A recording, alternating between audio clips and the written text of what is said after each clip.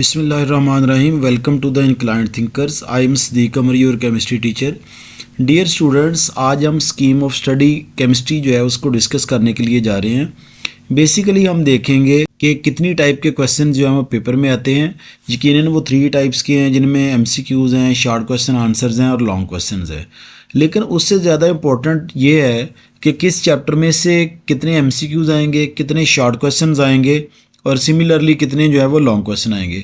Dear students, अच्छी videos को देखने के लिए लेक्चर को ज़्यादा से ज़्यादा शेयर करें, दोस्तों के साथ शेयर करें ताकि मैक्सिमम लोग जो है वैसे एडवांटेज हासिल कर सके और चैनल को सब्सक्राइब करें। Thank you.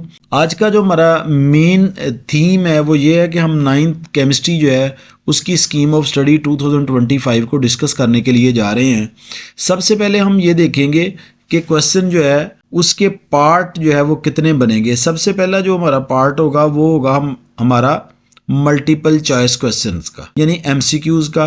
दूसरे पार्ट की बात करें तो दूसरा पोर्शन हमारा जो है वो शॉर्ट क्वेश्चन आंसर्स का होगा और तीसरा अगर हम बात करें तो वो लॉन्ग क्वेश्चन का होगा। अब हम इसको देखने के लिए जा रहे हैं कि अब हम इसमें आएगा क्या क्या, हमने करना क्या। ये देखिए, सबसे पहले तो this is the scheme of study of 2025 annual examination.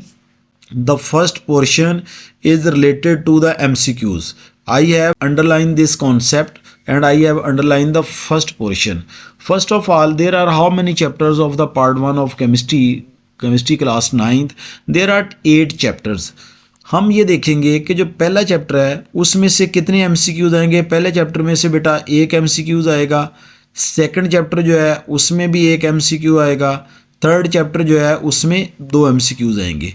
Chapter 4 जो है उसमें भी एक एमसीक्यू आएगा। 5 जो है उसमें भी एक एमसीक्यू आएगा।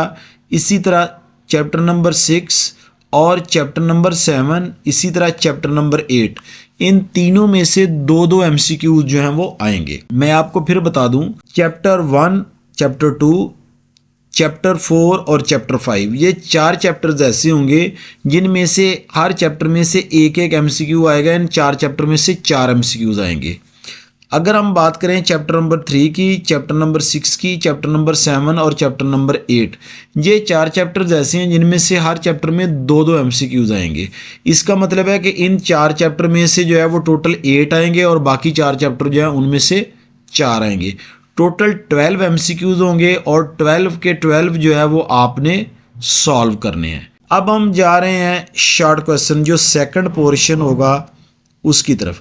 ये जो हमारा एमसीक्यूज वाला पोर्शन होता है ये एग्जामिनेशन हॉल में पहले दे दिया जाता है और ये आपसे 15, 20 या 10 मिनट के बाद जो है वो रिटर्न ले लिया जाता है। ये डिपेंड करता है कि आपके एमसीक्यूज जो हैं वो कितने नंबर के आए हैं, पेपर जो है वो कितने नंबर का है। टाइम भी उस पर बेस कर रहा होता है और आपके जो एमसीक्यूज, नंबर ऑफ एमसीक्यूज होते हैं वो भी उसी पे बेस कर रहे होते हैं। जब हम शॉर्ट क्वेश्चन की बात करते हैं तो शॉर्ट क्वेश्चन में 3 मेजर क्वेश्चंस होते हैं। क्वेश्चन नंबर 2 होता है, क्वेश्चन नंबर 3 होता है आपका और क्वेश्चन नंबर 4 होता है आपका। आपने हर पोर्शन में से 5-5 शॉर्ट क्वेश्चन जो हैं वो अटेम्प्ट करने हैं। इस तरह 15 नंबर के आपके शॉर्ट क्वेश्चंस होंगे जो आपने अटेम्प्ट करने होंगे। अब हम ये देखने जा रहे हैं कि किस चैप्टर में से कितने नंबर का जो है वो शॉर्ट क्वेश्चन आएगा। अगर हम चैप्टर 1 और चैप्टर 2 की बात करें, चैप्टर 1 और चैप्टर 2 दोनों में से 2-2 जो है वो शॉर्ट क्वेश्चन आएंगे। चैप्टर 1 में से 2 शॉर्ट क्वेश्चन आएंगे और चैप्टर 2 जो है उसमें से भी 2 शॉर्ट क्वेश्चन आएंगे।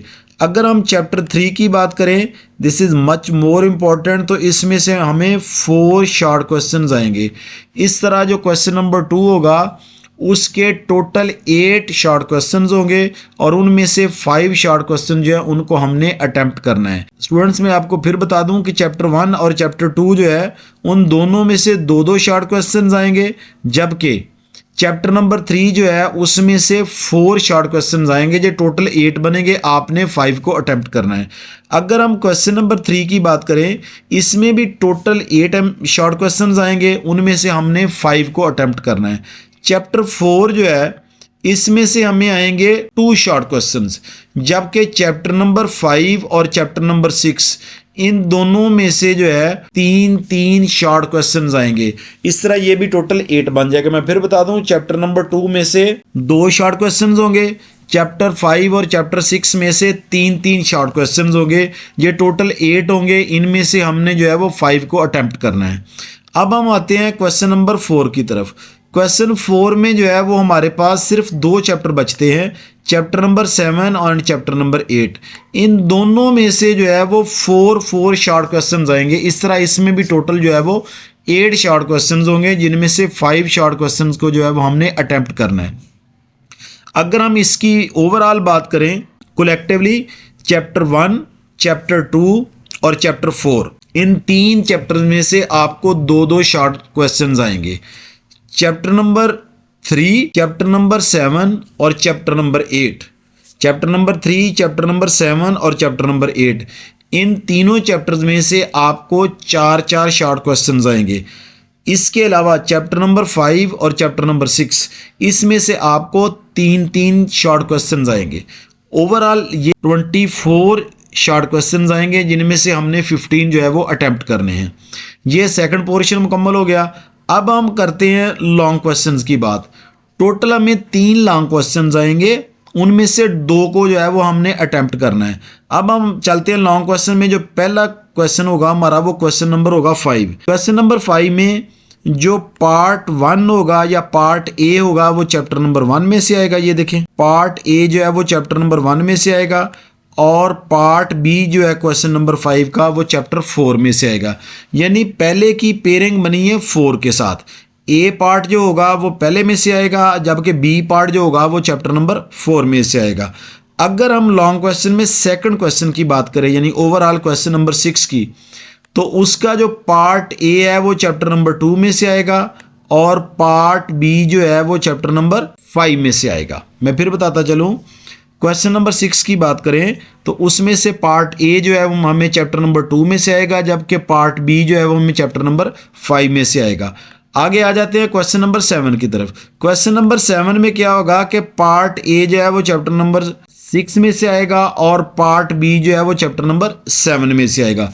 इस तरह ये 3 लॉन्ग क्वेश्चंस होंगे, इनमें से हमने 2 लॉन्ग क्वेश्चन जो है वो अटेम्प्ट करने हैं। स्टूडेंट्स, केमिस्ट्री के अगर हम प्रीवियस पेपर की बात करें तो यकीनन एक टफ पेपर था। डिफरेंट क्राइटेरियाज थे, डिफरेंट चीज़ें जो थी वो डिस्कस की गई थी और उसमें बहुत सारे स्टूडेंट्स फेल भी हो गए थे।